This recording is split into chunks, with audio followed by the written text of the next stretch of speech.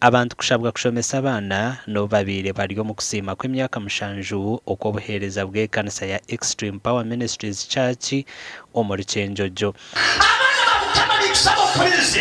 Pastor Patrick Abesiga Pastor we kanisa nuwe agambira biciriza abazaire ngo bafeyo okureba ngo abana babo bashoma ngo baba batabashomise nabo kwija kuba ekizubo mbyanga byabo.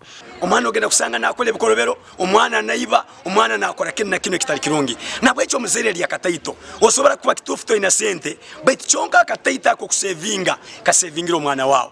Osobora gamanyote nyine mulimo chonka ekitayite cyobaire nofuna iwe nko muzaire ruwana muno okuri umwana wawe yasoma. Abesiga ayonjire yagira ngo ebikorwa bibi biliyoni byeyongera umunsi nukwe okushaba abantu okutorana bebembeza bari kutina ruhango kubirwanisa. Mukome muno abantu abakutina ruhanga habo kuba umuntu owakutina ruhanga nagenda kuba nayamba mu ihanga linona tunura sazi no twinde ebintu byo kwerera abana abantu kugamba basobole okuyamba abana abatakwesobora abantu abo ni basobora kutwa amagezi. Ekiro kino kibirikiro cyo kusima emyaka musanje kusimpano musawe Pastor Abesiga Patrick nkasimiya pastor tubasima nywena abantu nywena abanyakwizire mukama batwera umugiso gw'amani. Omukoro ogu gwetabirweho n'abanyabyobutegetsi bataro bamwe kandi bo okukira obutumwa bwabo babutire akwiga eminyeto n'abantu bona okukora n'amani. Abokwe bikaguze birukiro binge bitwina mbomezi bwaitu ohirehe byemyoyo ebingi nibigarukwamu sente nawe kikakuba ebya sente bibata kurungi maka gaitu na maramizo ngaija kuba kurungi ni hanga nirija kuba kurungi.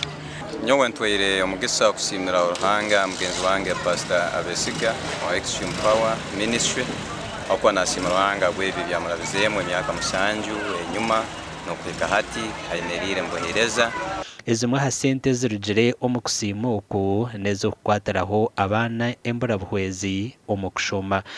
Omugandi Agacencwire abebyamagaro mu district ya Kyenjojo barugire bamanyisa ngo endwara ya COVID-19 terahwerireho kimwe nk'uko abantu bari kuteekateeka ngo nahabwe icyo bintu kugumizamo na no kwejemesa no kwendwara ejehwereho kimwe.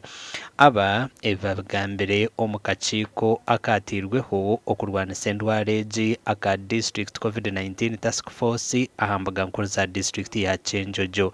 Twakagema abantu Twalo abina musanju bakatunga dozi emu bwitu haliabo abantu twalo 19 bakatungaho 19 na kasanju nebena bakatunga dozi ibe kumara network Kyenjojo tukina buki tukina mwabarwaye no ihaye nyauka neriki ndingubwira buno bwira kuja n'usanga abamu muri to twagemerwe ya. So already twina obusirikalo mibiri yaitu obukusakurwanisaki akahuka kana ka COVID-19. Aituru kugambire ebi doze emitwaro 210 nayo mubazi gwo kusirika COVID-19 gwamazire kwika omarwarro ga Kyenjojo okukora habatarajemerwa mu kubanza naba bataramazireyo. We have that presidential directive that no accessing any public program, any government program or public place when you're not vaccinated against COVID-19. Buriwari ya government nagano agatalige ya sente mbaze jeri. So leka abantu tubasaba mujwakira mugende mugemo ngotrole nabuno bure kushweka mu district muno wawamu. Aba LOC1s, LOC2s, LOC3s, aba councillors, aba chairpersons, habulengo ruona. Twina platforms nambali tubantu bagiza abantu baitu hafu, habugenya and so on. Leka boko bano bazaki nokora a speech yone omaking sure ojukiza abantu baitu genda marwaro okubani bagemebwa against akarere kano. Amakuru agagasha kwa Daniel Bingana.